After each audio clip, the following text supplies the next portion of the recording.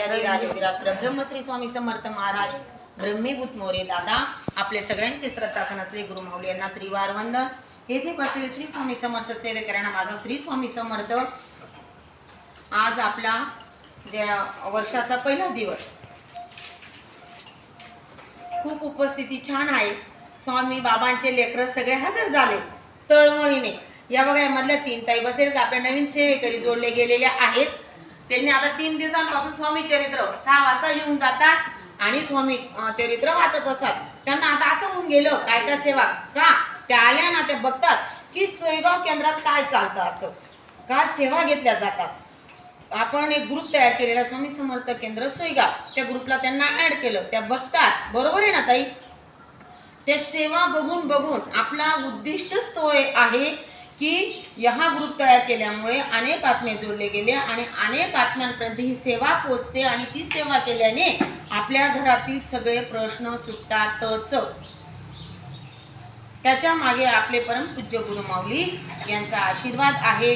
ते तिथून जी सेवा देतात, आपण सगळेजणच पोस्टमन आहोत आणि पोस्टमन आपण ती सेवा त्या ग्रुपद्वारे सगळ्यांपर्यंत पोहोचण्याचा प्रयत्न करत आहोत। माझी इच्छा आहे सगळ्यांनी रोज एक आरती अटेंड करायची। सकाळी आपली भुपाळी आरती होते। भुपाळी आरती म्हणजे बघा, आपण सकाळी उठल्यावर किती फ्रेश असतो ना, सकाळचा वेगळा वेळ असतो, दुपारी थोडं थकून जातो, सायंकाळी थोडंसं जास्त डाऊन होऊन जाते आपली बॅटरी। तसंच स्वामींचं पण, त्यांची बॅटरी डाऊन करणार आपण कोणी नाही, पण फ्रेश मूडमध्ये कोणाजवळ पण जा तुम्ही, जे मागितलं ते मिळून जातं। त्याच्यासाठी काही तुमचे काम आणलेले असतील, काही प्रश्न सोडून घ्यायचे असतील तर भुपाळी आरतीचा तुम्ही अनुभव घेऊन बघा।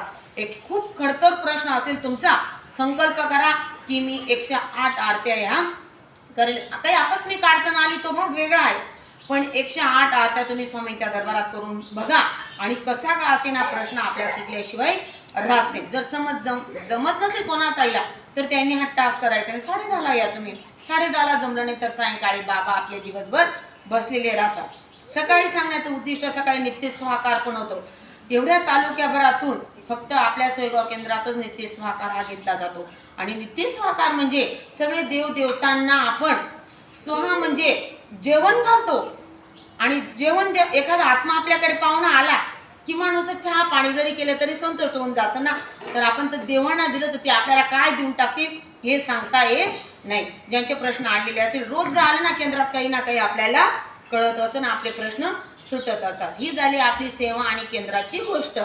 केंद्रातूनच एक मी स्वामींचं लेकरं म्हणून, तुमच्यामधला एक आत्मा म्हणून, एक सेवेकरी, जनतेच्या सेवेसाठी, नगरसेविका, नगरच्या सेवेसाठी, माझ्या भल्यासाठी नाही, सेवा करण्याची संधी मला सगळ्या जनतेने दिली। आदरणीय मंत्री महोदय दादाभाऊ भुसे यांच्या आशीर्वादाने, यांच्या मार्गदर्शनाने आम्ही 4 नगरसेवक उभे आहोत। तर माझी इच्छा आहे तुम्ही सगळ्यांनी जास्तीत जास्त मताने आपल्या 4 मतदारांना, साहेबांचे म्हणजे ही प्रतिष्ठा साहेबांची आहे। साहेबांची का बोलली मी? साहेबांचे खूप उपकार आहेत केंद्रावर, साहेबांचे उपकार, आणि आपण साहेबांच्या शब्दाबाहेर जायचं नाही, सगळ्यांना घेऊन चालायचं आहे। मी माझ्यासाठी मतदान मागणारे म्हणूनच मी आज हा बोलण्याचा टास्क केलेला आहे।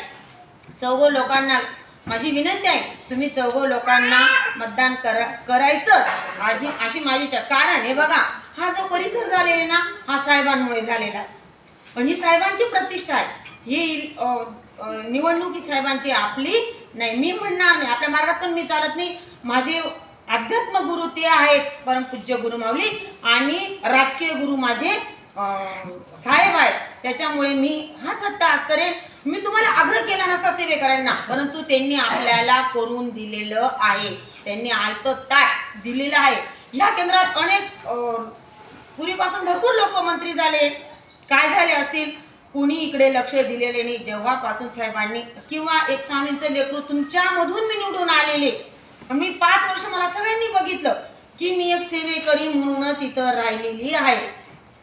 कधी कधी तर बऱ्याच महिला काही तुम्ही सेवेकरी, आम्हाला तर वाटत पण नाही, नगरसेविका आहेत असं।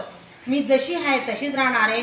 मला एक संधी द्या, जवळपासच्या लोकांना सांगा, प्रयत्न करा, मी तुमचं ऋणी राहील। माझे एवढे 2 शब्द संपवते।